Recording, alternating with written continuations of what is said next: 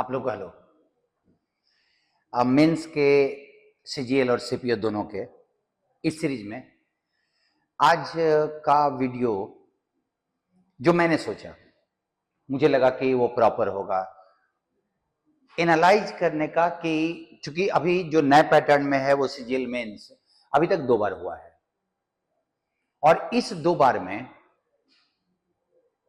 क्या कुछ चेंजेज हुए, क्योंकि दोनों बार के क्वेश्चंस में एक तरह के क्वेश्चंस नहीं थे।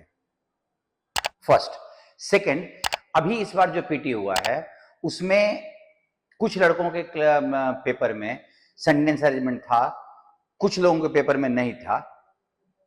तो अभी आप ध्यान रखो कि और दूसरा ये है कि इस बार का जो मेंस होगा वो एक सीटिंग में नहीं होगा। तो जब एक सीटिंग में नहीं होना है तो अभी आप ध्यान रखना कि आपके पैटर्न में आप ये नहीं बना सकते कि क्या होगा और क्या नहीं होगा। You have to be equally versatile in almost all the sections that are popular in your examination. See, अगर हम लोग इसको एनालाइज करें तो आप अगर 2022 के क्वेश्चन को देखो तो कॉमन एरर से 2 सेंटेंस के 2 क्वेश्चन थे, फीलर के 5 क्वेश्चन थे, नरेशन 3, वॉइस 3। आप उस हिसाब से अगर देखो, सबसे बड़ा सेक्शन तुम्हारा, ध्यान दो, पैसेज था, उसके बाद का तुम्हारा फीलर था। और अगर मैं क्लोज टेस्ट को एक साथ में टेकअप कर लूं तो 4 तुम्हारा यहां था। तो तुम्हारे 4 और 5 9 क्वेश्चन फीलर से थे, 12 क्वेश्चन तुम्हारे कंप्रीहेंशन से और 6 क्वेश्चन सेंटेंस अरेंजमेंट से। तो 18 तुम्हारे यहां से क्वेश्चन हो गए। 12, 6, 18 और 9।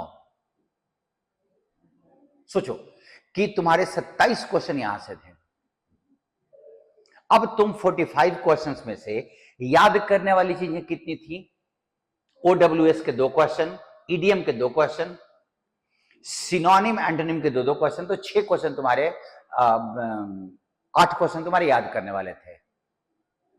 एंड देन इंटरेस्टिंग ये था कि कॉमन एरर के 2 क्वेश्चन थे, इंप्रूवमेंट का 1 क्वेश्चन था। ऑन द अदर हैंड, जब आप 2023 के पेपर को देखो तो यहां देखो रिमार्केबल चेंज हुआ। तुम यहां देखो रिमार्केबल चेंज हुआ, मीनिंग देयर बाय कि उसने ग्रामर का वेटेज बढ़ा दिया उस पार्ट में। और ये ग्रामर के क्वेश्चन कैसे हैं, हम लोगों को अपने पेपर को एनालाइज करके सीखना होगा, समझना होगा। सेंटेंस अरेंजमेंट 0 हो गया वहां पे, लेकिन कुछ चीजें एज इट इज रह गई। तुम्हारा फीलर एक ही तरह का रह गया जितना क्वेश्चन था।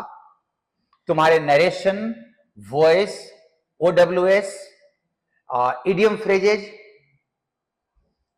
सिनोनिम, एंटोनिम उसने गायब कर दिया और स्पेलिंग को कम कर दिया।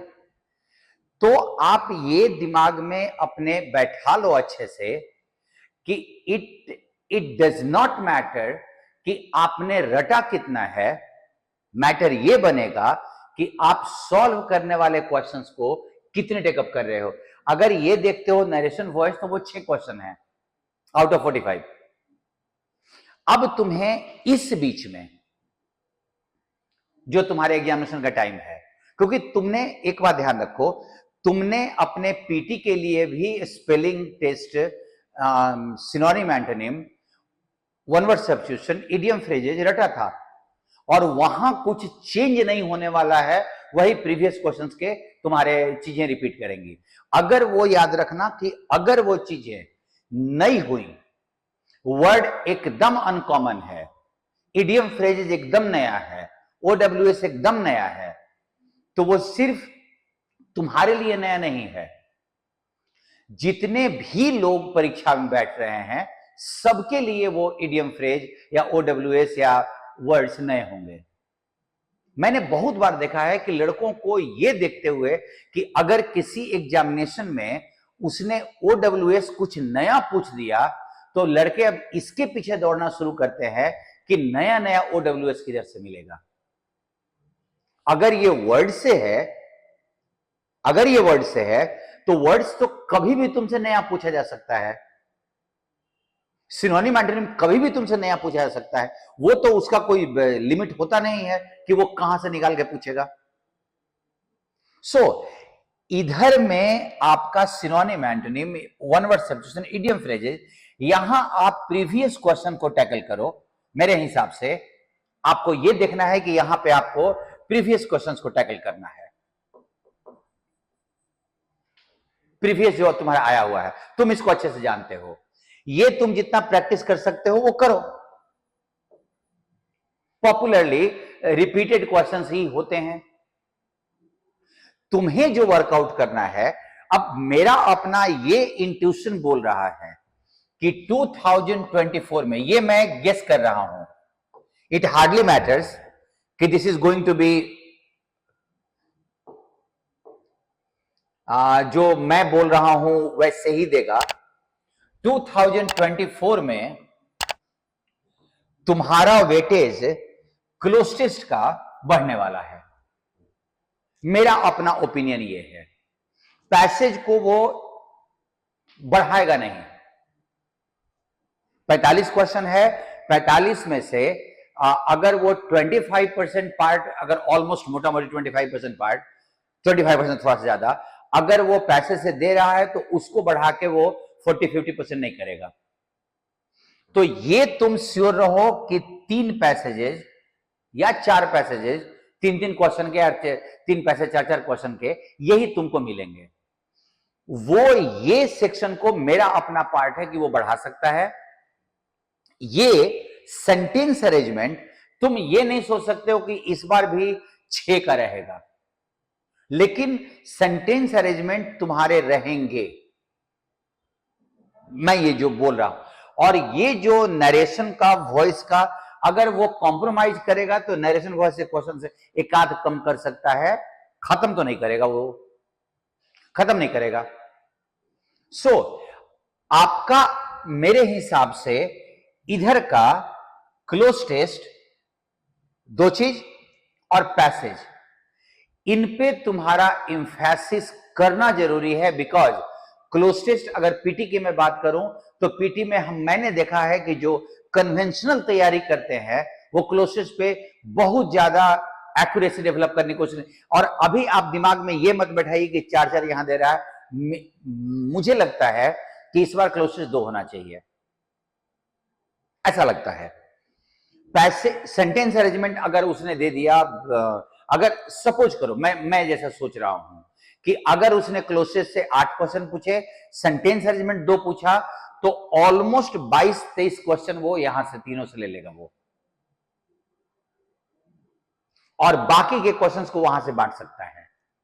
दूसरे कि क्या तुम्हारा कॉमन एरर का क्वेश्चन और ये इंप्रूवमेंट के क्वेश्चन, तुम ध्यान दो उसने इंप्रूवमेंट कितना इधर बढ़ाया है, एक को उसने 6 कर दिया।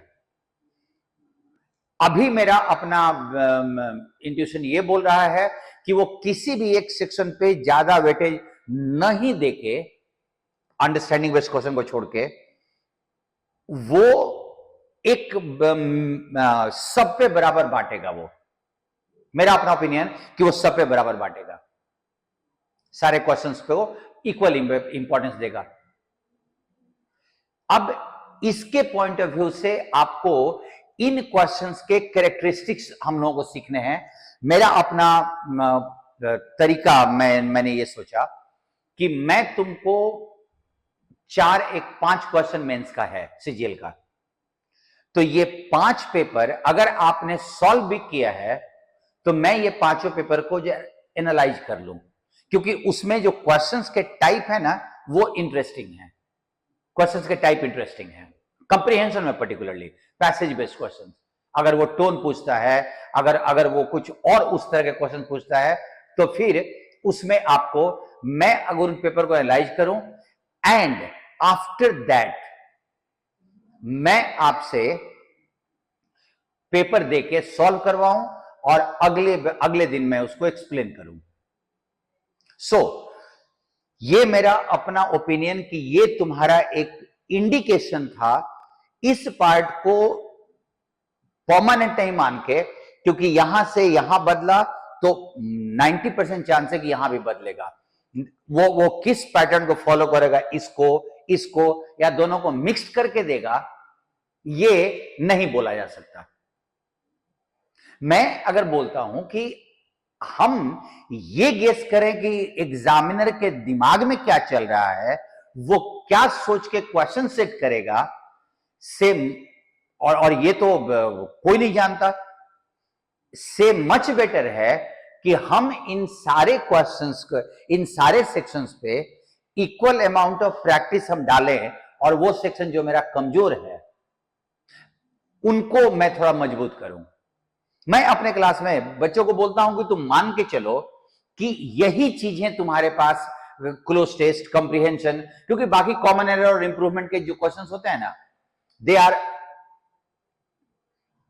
कॉमन एरर इंप्रूवमेंट के, they are practice based questions. तुम प्रैक्टिस जितना कर सकते हो। अभी ध्यान रखना कि अब बहुत ज्यादा थियरीज ऐड करने का टाइम नहीं है आपके पास। बहुत ज्यादा थियरीज मत ऐड कीजिए कि हम मत, अगर मैं अपने अंग्रेजी की बात करूं तो हम ग्रामर के रूल्स का रिवीजन कर रहे हैं। आपने जितना कर लिया है उतना आप कर लो, आपका हो चुका। अब आप अपने चीजों को प्रैक्टिस पे ले आओ, अपने प्रैक्टिस को स्मूथ करो, ताकि और उन क्वेश्चंस की प्रैक्टिस ज्यादा करो जहां पे तुमको अनकंफर्टेबल महसूस होता है।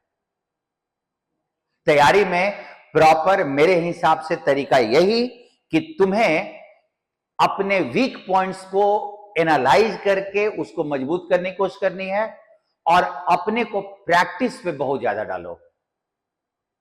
मैं इसी एंगल में सीपीओ का भी पेपर एनालाइज कर करके आपको बताऊंगा। मैं देख लेता हूं, क्योंकि आपके इधर में जो मैं दे रहा हूं इसमें सीजीएल और सीपीओ दोनों है। क्वेश्चंस के टाइप में कोई अंतर नहीं होता, ऐसे ही क्वेश्चंस तो वहां भी आते हैं।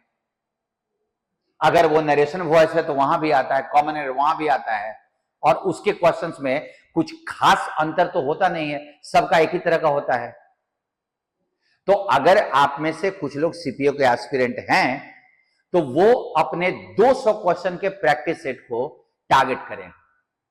एक सीटिंग में 200 क्वेश्चन का प्रैक्टिस करना है आपके लिए। मैंने कुछ महीने पहले बुक निकाली थी, आप उसमें मॉडल सेट भी बहुत सारे हैं। आप चाहो तो उस बुक से प्रैक्टिस आप आराम से कर सकते हो मेंस के क्वेश्चन का, क्योंकि 200 क्वेश्चन वाले सेट्स बहुत कम है अभी अवेलेबल। एक ही परीक्षा हो रही है, स्टेनोग्राफर 100 है और सीपीओ वाले लोगों का 200 है। सो इसके नेक्स्ट वीडियो में मैं सीजीएल मेंस के 2 पेपर्स को एनालाइज करूंगा। अब वो पेपर्स जो 5 हैं उसको मैं एनालाइज करके आपको बताता हूं कि, और क्वेश्चंस का अप्रोच कैसा है वो मैं बता रहा हूं। पर्टिकुलरली मैं जो क्लोज टेस्ट, पैसेज और सेंटेंस अरेंजमेंट को हाउ टू सॉल्व के साथ में बूस्टर सीरीज में जो मैं क्वेश्चन दूंगा ना, उसमें मैं पर्टिकुलर इन 3 सेक्शंस को टारगेट करूंगा, ताकि हर वीक में आपके सेंटेंस अरेंजमेंट के कुछ क्वेश्चंस मैं आपको हाउ टू सॉल्व उसको बताऊं। एक वीक में मैं सेंटेंस अरेंजमेंट के क्वेश्चंस को, फिर passage and then cloze test. So booster series में इन क्वेश्चंस को मैं टारगेट करूंगा, और अगला वीडियो आपको सीजीएल के पेपर का एनालिसिस होगा, प्रीवियस पेपर का। Thank you for listening to me. मैं देखता हूं, मैं उसको जितना फ्रूटफुल हो सकता है मैं करने की कोशिश करूंगा। अगले वीडियो का इंतजार करें आप लोग। एंड एक चीज और बोलना था कि अगर मेरा एफर्ट आपको वर्दी लग रहा है तो थोड़ा शेयर आदि करो, और लोगों का कंपटीशन बढ़ेगा नहीं। कंपटीशन में देखो एक चीज, अच्छे पढ़ने वाले लोग कम हैं। कम मेहनत में रिजल्ट देने के का ख्वाब रखने वाले, जो होता कभी नहीं है, बहुत सारे लोग हैं। जो लोग लॉन्ग कट लेते हैं शॉर्टकट को छोड़ के, only they can get success. थोड़ा शेयर करो, फायदा रहेगा। मेरे को भी थोड़े व्यू ज्यादा मिलेंगे, अच्छा लगेगा मेरे को भी। मिलते हैं हम लोग अगले वीडियो में। थैंक यू सबको।